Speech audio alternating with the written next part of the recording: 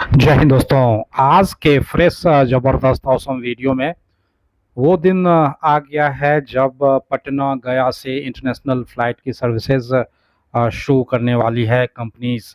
क्या है खबर और जानेंगे कब से ये इंटरनेशनल फ्लाइट्स की सेवा सर्विसेज शुरू किए जाएंगे।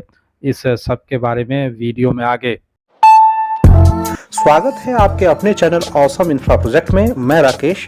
चलिए वीडियो को अंत तक देखते हैं।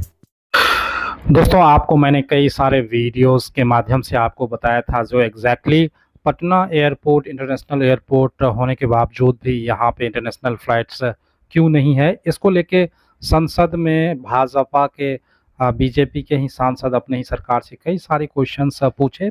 मेन जो इसका उत्तर आया था रनवे एक्सटेंशन की वजह से, जो कि एक बहुत बड़ा काम है सरकार के लिए। उसके बिना यहाँ पे इंटरनेशनल फ़्लाइट की सर्विसेज नहीं शुरू की जा सकती हैं, ये बताया गया था। लेकिन उसके कुछ ही दिन के बाद ये जब राज्यसभा में थोड़ा सा गर्म बहस हुआ, उसके बाद अब ऐसे बैठक पे बैठक किया जा रहा है और कहीं ना कहीं केंद्र सरकार नहीं, राज्य सरकार ने एक इनिशिएटिव लिया है जिसके तहत 5-6 लोकेशंस जहाँ पे सबसे ज़्यादा ट्रैवलर्स जाते हैं इंडिया से, वहाँ के लिए रूट के लिए अनाउंसमेंट किया है। वो रूट कौन कौन से हैं इसके बारे में इससे पहले भी मैंने बताया था और आज भी फिर से एक बार बताऊंगा, और साथ ही क्या नए डेवलपमेंट्स हुए हैं उसके बारे में भी बताऊंगा। 4-5 जो रूट हैं उसमें एक दो और रूट ऐड किए गए हैं, और इंटरनेशनल फ्लाइट की जो विमान की कौन से विमान उड़ाए जाएंगे वो भी थोड़ी देर में आपको मैं बताने वाला हूं। और साथ ही वो स्कीम क्या है जिसके तहत ये सारे उड़ने वाले हैं, इसके बारे में जानकारी दे चुका हूं, फिर भी एक ब्रीफ में आपको बताने की कोशिश करूंगा थोड़े से आगे। पटना एयरपोर्ट का जो रनवे एक्सटेंशन है उस पर राज्य सरकार को टेक ऑन लेना है, और जल्दी ही राज्य सरकार अगर ले लेती है तो पटना वासियों के लिए पटना से बिहटा नहीं जाने की ज़रूरत पड़ेगी। बिहटा में अभी 3-4-5 साल लगेंगे एयरपोर्ट बनने में। तब तक अगर इसको इंटरनेशनल लाइक बना दिए जाए, इंटरनेशनल का ये मतलब नहीं है जो आप का 1-2 लोकेशंस को इसमें ऐड कर रहे, काठमांडू और भूटान को ऐड कर लें या छोटे छोटे कंट्रीज़ को। टेक्निकली वो इंटरनेशनल होंगी, लेकिन लोगों को ये कहना है, जो मैंने व्यूअर के जो कमेंट्स के माध्यम से आप लोगों ने भेजा है, उसके अकॉर्डिंगली जो गल्फ एटलीस्ट सार्क के मेंबर जो भी सदस्य हैं, खास करके उसके उसके तो विमान होने ही चाहिए, लेकिन गल्फ कंट्रीज़ के हर एक कंट्रीज़ के लिए यहाँ से विमान हो तो सबसे ज़्यादा अच्छा है। पटना के साथ साथ गया से भी काठमांडू के लिए विमान सेवा शुरू होंगी, ये बैठके में बताया गया है। मैंने इससे पहले 2 वीडियो के माध्यम से इंटरनेशनल फ्लाइट्स पटना और गया से किन किन रूटों पे शुरू किए जाएंगे उसके बारे में बता चुका हूं, और ये जो सोर्स ऑफ इंफॉर्मेशन है नीलेश देवड़े, जो कि एक सिविल एविएशन मिनिस्टर के बड़े बड़े पदाधिकारी हैं, आईएएस हैं, उनके माध्यम से आया है। उनके द्वारा बैठकें बुलाई गई थी सभी एयरलाइंस के द्वारा, और राज्य सरकार, याद रहे बिहार राज्य सरकार ने एक योजना लाई है सभी एयरलाइंस कंपनियों के लिए, जिसके माध्यम से वो जो 5-6 रूट बिहार सरकार ने तय किए हैं उनके लिए मुआवजे देंगे। अगर रिटर्न फेयर के लिए मुआवजे मिलेंगे हर एक एयरलाइंस के, वो मुआवजा का अमाउंट भी मैं पहले बता चुका हूँ। कोशिश करूँगा संक्षेप में आज भी आगे वीडियो में आपको बताने के लिए। लेकिन सबसे बड़ी जो बात है वो अब ये इस बैठक में बताया गया है, जो नवंबर से ही इस सारे फ्लाइट्स की सर्विसेज शुरू किए जा सकते हैं। चुनावी वर्ष है तो सरकार चाहती है जो कोई भी चीज़ छूटे ना, जहाँ जहाँ से कोई भी डिमांड किए जा रहे हैं उसको चुनाव से पहले भरपूर उस सारे कामों को ख़त्म किया जाए और कंप्लीट किया जाए, ये सरकार का मानना है। अब जो इससे पहले जो मैंने बताया था वीडियो में, उसके माध्यम से मैंने बताया था जो पटना से काठमांडू के लिए विमान सेवा शुरू किए जाएंगे। अब ये कहा जा रहा है इस मीटिंग में गया को भी शामिल कर लिया गया है, गया से भी काठमांडू के लिए विमान उपलब्ध होंगे, और साथ ही विमान कौन से विमान होगा, कितना बड़ा विमान होगा उसके बारे में भी, कितने सीटर्स विमान होगा उसके बारे में भी यहाँ पे क्लैरिटी दिया गया है। तो आप जानते हैं काठमांडू और शारजा और जो लोकेशंस हैं उसके बारे में थोड़ा देखते हैं, और विमान कौन से होने वाले हैं उसके बारे में भी आपको मैं बता रहा हूँ।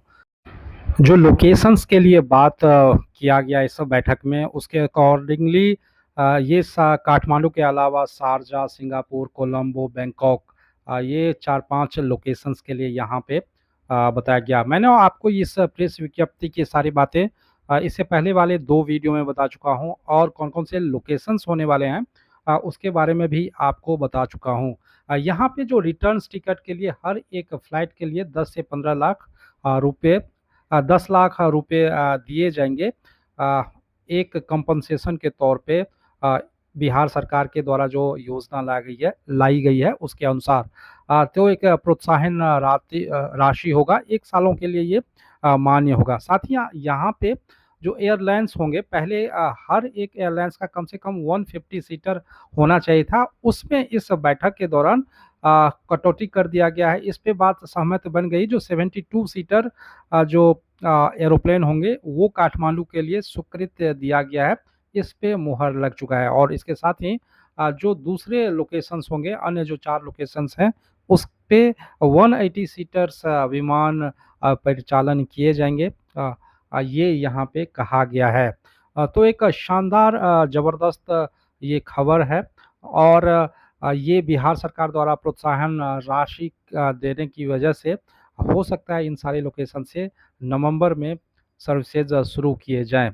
और यहाँ पे आपको मैं बता दूं, आप जो जितने भी विजुअल्स देख रहे थे, ये पटना एयरपोर्ट का मैंने खुद से ही लैंडिंग के टाइम पे लिया हुआ था, और आपको एक पटना शहर का विजुअल्स दिखाने की कोशिश किया था। मैं कई बार वीडियो बनाते बनाते फ्लो में, जब मैं एक लगातार फ्लो में वीडियो बना रहा होता हूँ तो आपको रिमाइंड करना भूल जाता हूँ, तो आपको 10 सेकेंड लगेंगे सब्सक्राइबर को प्रेस करने के लिए, सब्सक्रिप्शन इस चैनल का, और आप सब्सक्राइबर बन सकते हैं। और इसके साथ ही वीडियो अगर पसंद आए तो लाइक करें, दोस्तों के साथ शेयर करें। लगातार मैं आपको सिविल एविएशन और पटना का लगातार अपडेट देते आ रहा हूँ, तो थोड़ा सपोर्ट आप लोग हमें करें। और इसके साथ ही ये पटना एयरपोर्ट का रनवे, जो अब विमान ही छोटा है तो रनवे एक्सटेंड करने की ज़रूरत होगी नहीं, ऐसा लगता है।